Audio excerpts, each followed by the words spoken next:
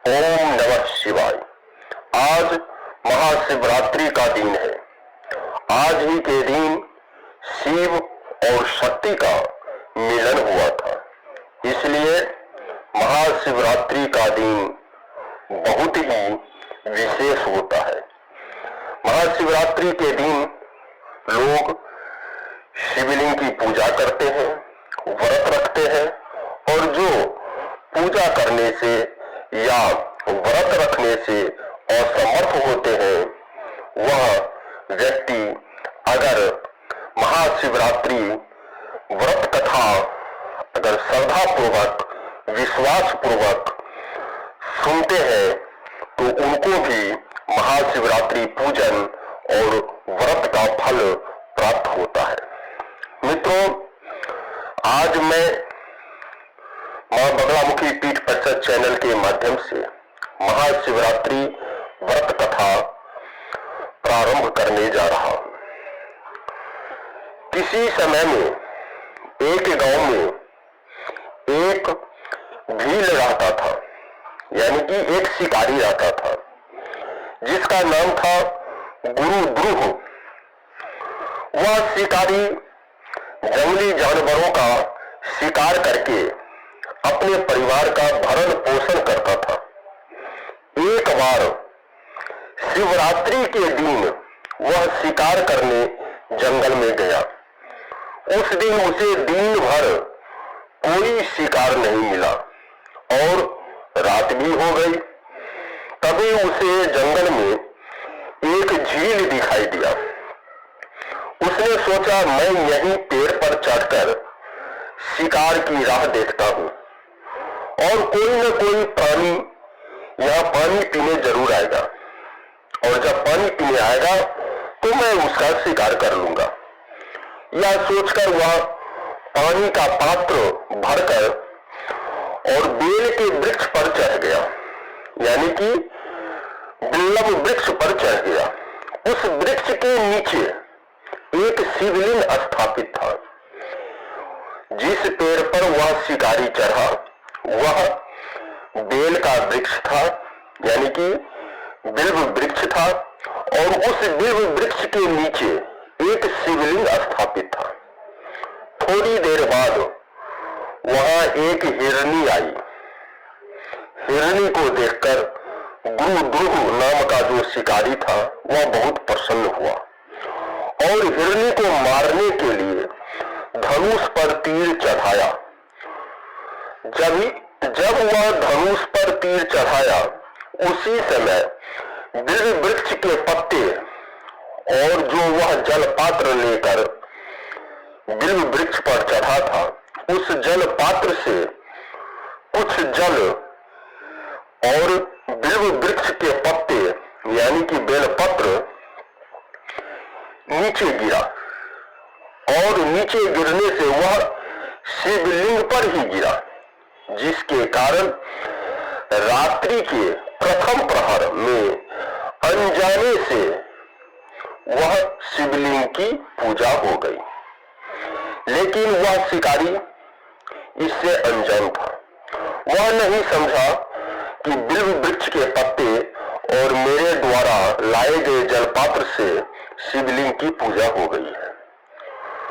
तभी हिरनी ने उसे देख लिया और उससे पूछा, शिकारी से, तुम क्या चाहते हो? उस पर शिकारी बोला, मैं तुम्हें मारकर अपने परिवार का पालन करूंगा। अपने परिवार के लिए भोजन का व्यवस्था करूंगा।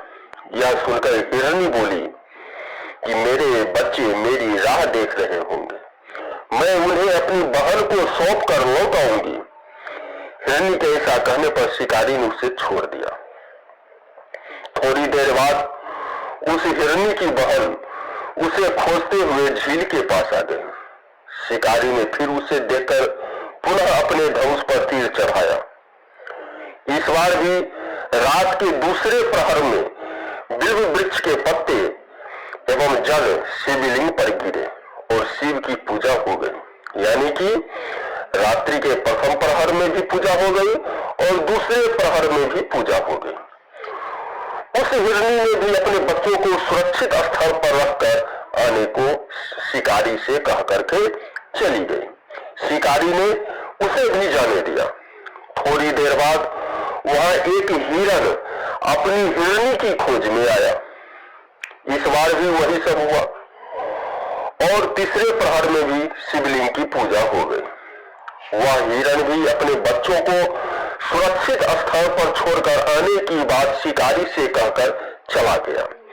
जब वह तीनों हिरनी व हिरण मिले तो प्रतिज्ञाबद्ध होने के कारण तीनों शिकारी के पास आ गए, क्योंकि हिरण और दोनों हिरनी शिकारी से प्रतिज्ञा करके गई थी, इसलिए वह प्रतिज्ञाबद्ध रहने के कारण वह शिकारी के पास वापस आ गई। और जब शिकारी के पास हिरनी वापस आई तो शिकारी बड़ा खुश हुआ और उसने फिर से अपने धनुष पर बाण चढ़ाया, जिससे चौथे प्रहर में पुनः शिवलिंग की पूजा हो गई।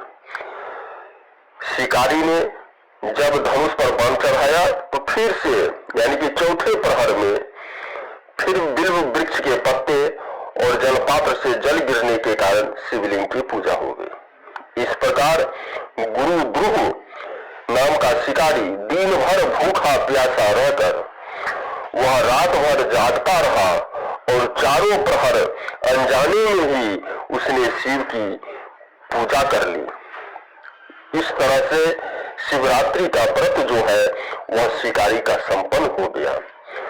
शिकारी तो अनजान था, वह नहीं समझा कि मेरे द्वारा शिवलिंग की पूजा हो गई है, जिसके प्रभाव से उस शिकारी के पाप जो है वह तत्काल भस्म हो गए। वह अपने पाप से छुटकारा पा लिया और जब सूर्योदय हुआ तो उसने सभी हिरणों को मारने का विचार त्याग दिया, क्योंकि उसके अंदर जो क्रोध था, लोभ था, माया था, मोह था, वह शिवरात्रि के दिन शिवलिंग की पूजा करने के कारण उससे वह मुक्त हो गया, जिसके कारण उसका स्वभाव मन दोनों बदल गया और उन्होंने यह विचार किया कि मैं जीव हत्या नहीं करूंगा और इस तरह से हिरणों को मारने का विचार त्याग दिया।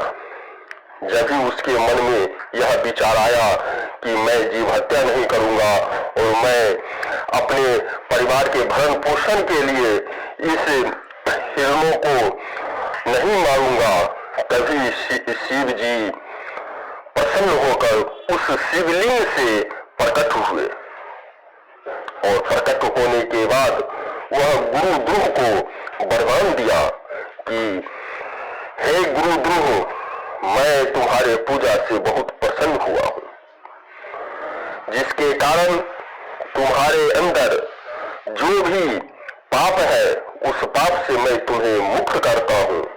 और साथ ही त्रेता युग में जब भगवान राम तुम्हारे घर आएंगे तो तुम्हारे साथ वह मित्रता करेंगे और जिसके कारण तुमको मोक्ष की प्राप्ति होगी। इस प्रकार से उस शिकारी द्वारा अनजाने में किए गए शिवरात्रि व्रत से भगवान शंकर ने, भगवान शिव ने शिकारी को मोक्ष प्रदान किया। इस तरह से वह शिकारी मृत्यु पर्यंत मोक्ष को प्राप्त किया और शिवलोक धाम को चला गया। हमेशा के लिए वह शिवलोक में विचरण करने लगा। इस तरह से इस महाशिवरात्रि व्रत कथा को जो भी शिव भक्त ग्रहण करते हैं, सुनते हैं, वह पाप से दूर हो जाते हैं और पुण्य फल को प्राप्त करते हैं और अंत में उनको शिवलोक, शिव धाम यानी कि मोक्ष को